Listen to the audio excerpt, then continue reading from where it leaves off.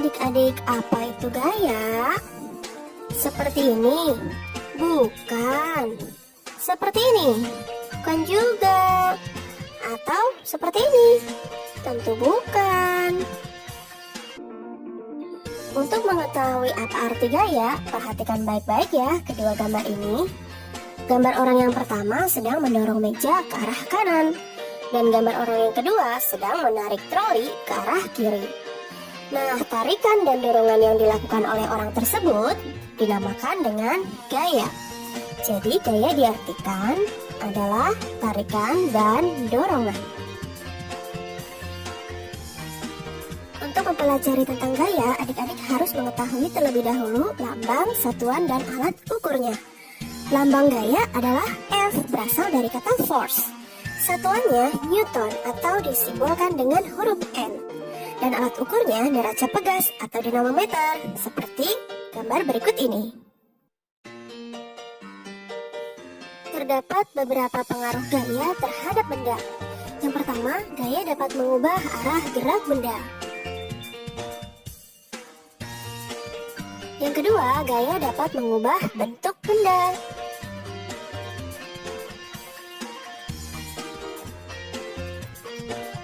Yang ketiga, gaya dapat mengubah kecepatan benda.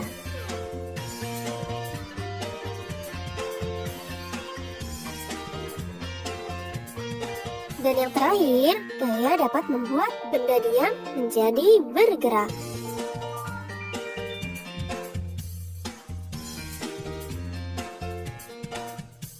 Selanjutnya kita bahas macam-macam gaya. Yang pertama ada gaya sentuh, misalnya gaya otot, gaya pegas, gaya mesin, dan ada satu lagi gaya gesek. Disebut gaya sentuh karena munculnya gaya harus bersentuhan satu sama lain. Kemudian yang kedua ada gaya tak sentuh, misalnya gaya gravitasi, gaya magnet, dan gaya listrik statis.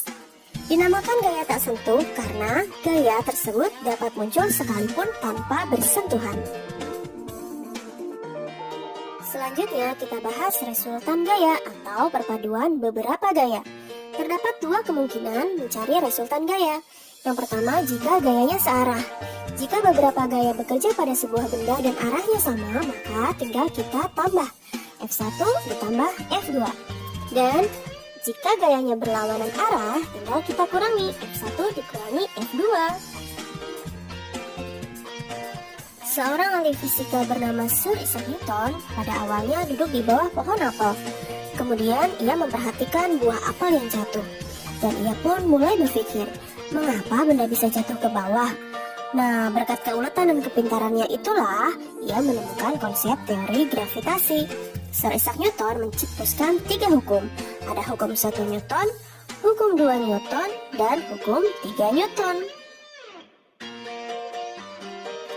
Pada hukum 1 Newton berbunyi, benda yang semula diam akan tetap diam, dan benda yang bergerak lurus beraturan akan mempertahankan gerakannya jika tidak ada gaya yang mempengaruhi. Nah, untuk hukum 1 Newton dituliskan secara matematis, sigma F atau resultan gaya sama dengan 0. Berikut adalah contoh hukum 1 Newton. Mobil yang semula diam secara tiba-tiba bergerak.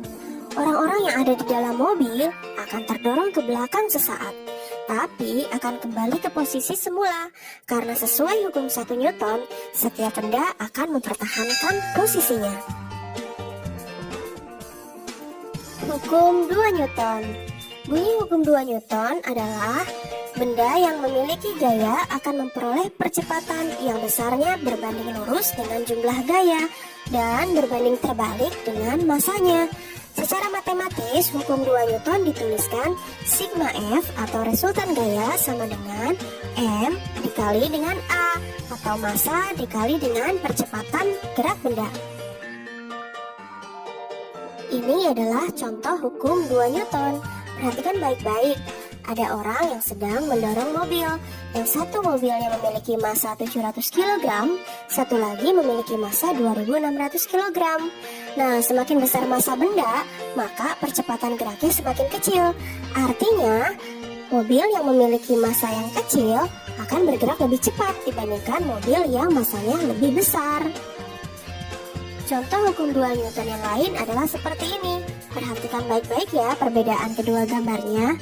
Semakin besar gaya, maka percepatan gerak benda semakin besar. Artinya, mobil yang didorong oleh lebih dari satu orang akan memiliki gerak yang lebih cepat dibandingkan mobil yang hanya didorong oleh satu orang saja. Nah, yang terakhir hukum 3 Newton. Bunyinya, jika kita memberikan gaya aksi pada benda, maka benda akan memberikan gaya reaksi yang besarnya sama, tapi arahnya berlawanan. Nah, secara matematis, bunyi hukum 3 Newton ini dituliskan F aksi sama dengan min F reaksi. Karena berlawanan, jadi ada lambang negatif. Ini adalah contoh hukum 3 Newton dalam kehidupan sehari-hari. Contoh yang pertama, ada gerakan roket meluncur. Saat ada gaya dorong yang sangat kuat ke arah bawah, maka roket meluncur ke atas. Contoh kedua, gerakan orang mendayung. Saat dayung digerakkan ke belakang, maka perahu terdorong ke depan. Nah, satu lagi ada gerakan orang berenang. Saat tangan digerakkan ke belakang, maka tubuh orang akan terdorong ke depan.